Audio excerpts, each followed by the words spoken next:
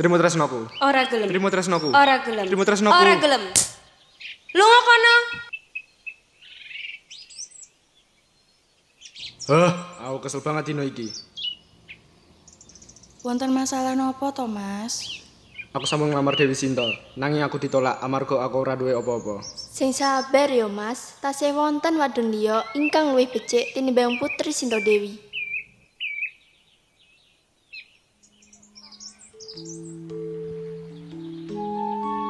Duh, awakku bingung iki. Kanjeng Putri, sampeyan menika ayu. Istana Dataran Dieng ingkang ageng punika dados griya sampeyan. Perkara apa ingkang saged gawe sampeyan bingung? Dadi ngene lho, dayang-dayangku. Aku iki ayu, sugih, lan misuwur ing ngendi. Nanging ora ana priya sing saged menuhi kekarepanku nalika nglamar awakku. Kekarepan punapa, Kanjeng Putri? Aku gelem priya sing sugih lan duweni mas kawin akeh nalika nglamar awakku. Priya sing kaya ngono bakal aku pilih dadi bojoku. Wah, syaratipun angel nggih Kanjeng Putri.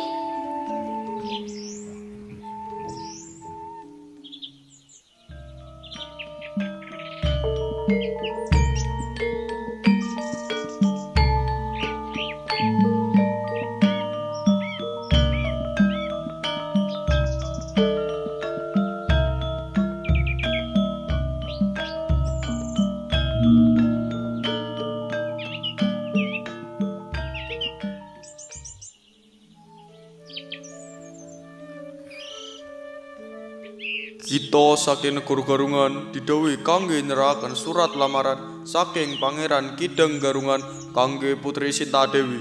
Niki wonten surat lamaran saking Pangeran Kidang Garungan. Lan niki wonten emas saking pangeran. Pangeran ngertos yen Putri Sinta Dewi seneng marang priya ingkang sugih. Ya wis, iki dak sampekno ning Putri Sinta Dewi dhisik.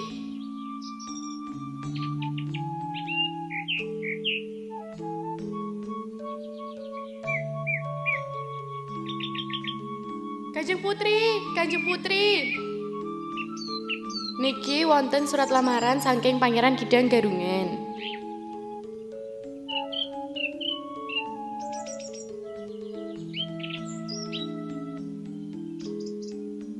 Dayangku, rasane kayak wingi wae aku cerita perkara katresnan. Akhire ana priya sugih sing lamar aku. Seneng rasane. Wah, kula nggih nderek rena Kanjeng Putri. Akhire wonten priya ingkang saged menuhi syaratipun.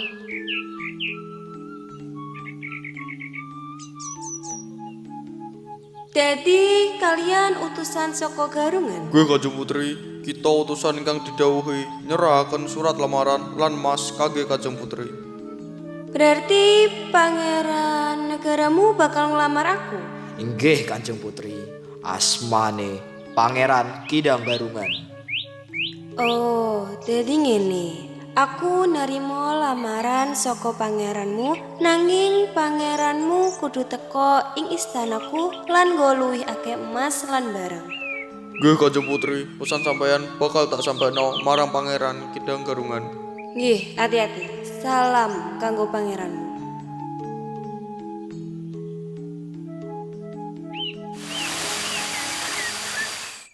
Pangeran Kidang Garungan. Kita wonten kabar kangge pangeran. Putri Sinta Dewi kersa nampi lamaranipun pangeran, nanging wonten syarat saking Putri Sinta Dewi. Syarat nopo kuwi? Kanjeng Putri kepengin yen pangeran bekta emas lan barang ingkang kathah. Pangeran kedah dateng sekalian pasukan lan keluarga. Lan Kanjeng Putri kepengin ningali rupi sampean.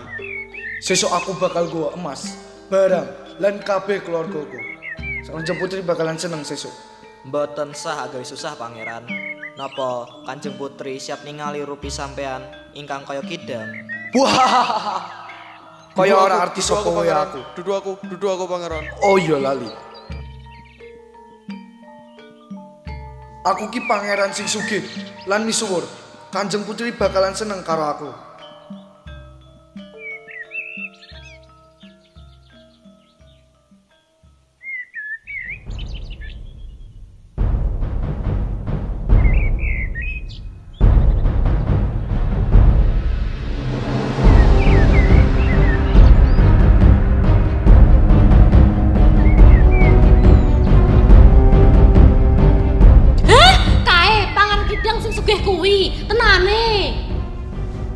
Ora bener yen ngene iki. Putri Sinta Dewi iso nesu nak reti iki. Putri Sinta Dewi ora seneng duwe bojo sing rupane kidang. Kudu dikeirti.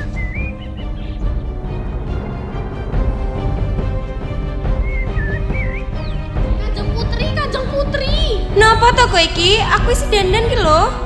Kita sampun ningali rupinipun pangeran. Sampeyan mesti mboten seneng Kanjeng Putri. Rupinipun kaya kidang Kanjeng Putri. Tenane, ngapa sih kan kowe? Mriki ningali. Niku pangerane Kanjeng Putri. Asem. Yen dik ngono bojone, aku ora gelem rapi.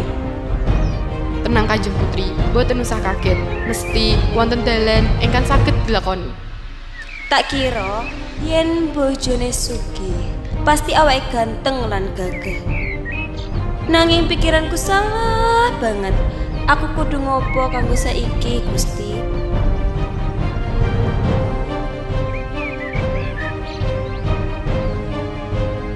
Kanjeng Putri, sampean damel syarat tambahan mawon.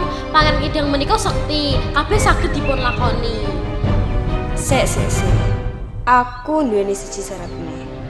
Pangeran Kidang kudu gali sumur sing jero. Mesti angel. Tanah ing daerah kene kan angel digali. Nanging Kanjeng Putri, yen pangeran saged gali, napa Kanjeng Putri tetep bakal rabi kalian pangeran? Ora bakal. Tekan aku sedo, aku ora bakal rabi karo siluman utawa manungsa sing duweni rupa kidang. Aku nyesel banget amarga ndelok wong saka harta lan kedudukane.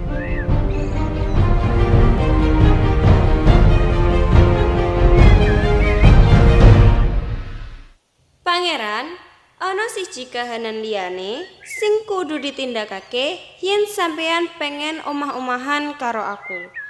Wewengkon iki kurang banyu resik, aku pengen sampeyan gawe sumur ing sewengi. Gue Kanjeng Putri, kula sanggup nindakake panjalukan saking Kanjeng Putri. Nanging sampeyan duwe wektu mung sewengi tok. Kepriye, sampeyan ora sanggup? Oh ya, sampeyan kudu nindakake syarat kasebut dhewekan. Ora kena njaluk pitulungan wong liya. Boten Kanjeng Putri, kula sanggup nindakake syarat saking Kanjeng Putri.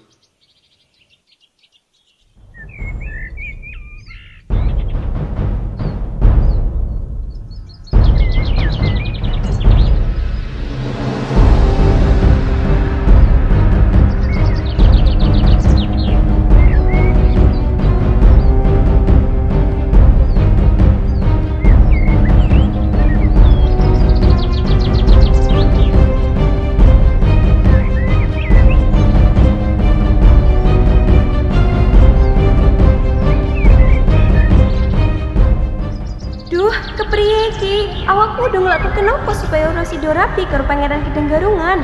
Aku ora gelem duweni bojo sing duweni sirah kidang.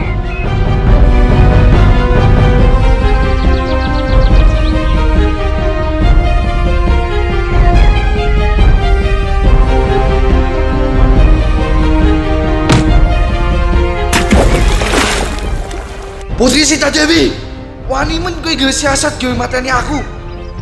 Salahku ki apa to? Pangeran, sampean kui sugih lan misuwur. Nanging aku ora bisa rapi karo sampean. Amarga sampean duwe rupa kaya kewan. Jadi kowe ora gelem duwe bojo kaya aku. Yen ngene, kowe bakal ngrasake apa sing tak rasake saiki. Anak lan keturunanmu bakal duweni rambut gimbal.